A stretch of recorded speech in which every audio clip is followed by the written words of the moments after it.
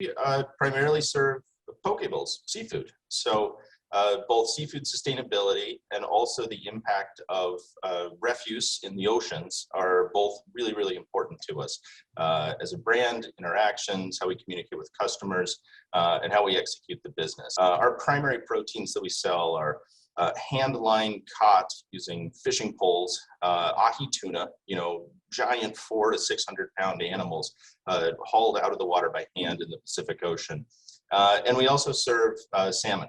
And our salmon, we worked really hard and in conjunction with the Shed Aquarium here in Chicago, where I'm based, to find the only aquaculture producer of salmon that I know of in South America that doesn't use antibiotics in the salmon that they harvest. And the reason why is that their growing region is glacier fed so far in Patagonia that is near the Antarctic Circle that they can, by reducing net capacity and with the frigidity of the water, not use antibiotics to make this amazing Atlantic salmon.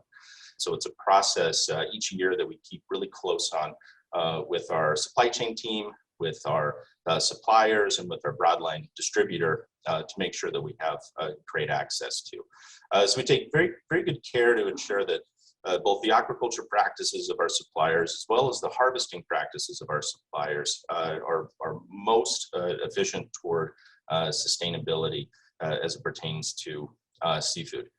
We want there to be seafood in the oceans for a long time for all of us to enjoy, so we want to make sure we do our part. The second part is around packaging. What we use for packaging is a PET bowl. PET is 100% recyclable. It's the most recyclable plastic. It does not leach any chemical byproducts as a result of the recycling process. And we've selected it as our carrier versus a fiber bowl, which often contain, or I think it's becoming well known, or almost always containing forever chemicals in them to stop a piece of cardboard from leaching liquid when it's hot or wet or greasy, or in return using a bowl made of polypropylene or other products that aren't as recyclable. We really worked hard to ensure that no new plastic enters our restaurants. It's impossible so far for us to execute a restaurant concept without using any plastic at all. Just think things like cling film or really small plastic containers used for sauces or for dressings. And I think these are such important policies to have, especially as a seafood chain. How have these sustainability policies changed or evolved because of the pandemic? So the short answer is and again, I'll sort of look at it on two tranches, one the seafood side and the other the packaging side. So first on the seafood side, nothing's changed. We've just had to work harder and we've had to pay more in order to ensure continuity of the very specific products that we buy in terms of tuna and salmon are available in the marketplace. So it's a bit of playing offense and playing defense in terms of stock to make sure that we have continuity.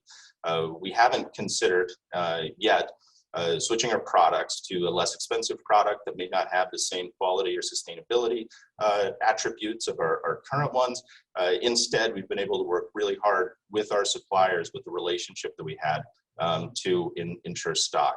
The biggest challenge on both fronts has been container ships in the Pacific. So there are currently, I don't know, over 100 container ships moored outside of Puget Sound and Oakland and San Diego and Los Angeles because there's a shortage of FDA inspectors to board the boats and inspect the products on them. There's a shortage of stevedores and dock workers to then unload the boats, and then a shortage, of course, of freight haulers to get them from the port to the various distribution centers across the United States. And that's been the single biggest problem that we've encountered. And so we've been able to, so far, mitigate these pressures on the supply chain, labor, freight, and distribution fronts by just being proactive and working hard with our forecasting. And really, I'm extraordinarily grateful for the close relationships we have with our procurement suppliers and distribution team to make sure that we have product continuity available throughout our stores. So restaurants largely shut down overnight. and suppliers largely shut down production lines and, implemented social distancing and had, their own safety policies related to that.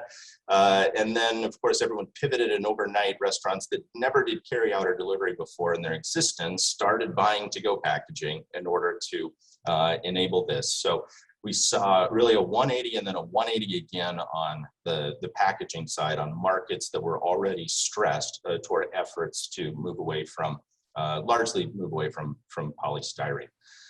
So as a result, packaging, even, now here we are a year and a half after the pandemic's effects were first really noticed, still encountering lots of shortages in the PET and the resin markets and the fiber markets. And of course, that's trickling down to product availability in the marketplace for really all restaurants. And it's both a combination of restricted supply and exploding demand on these sides.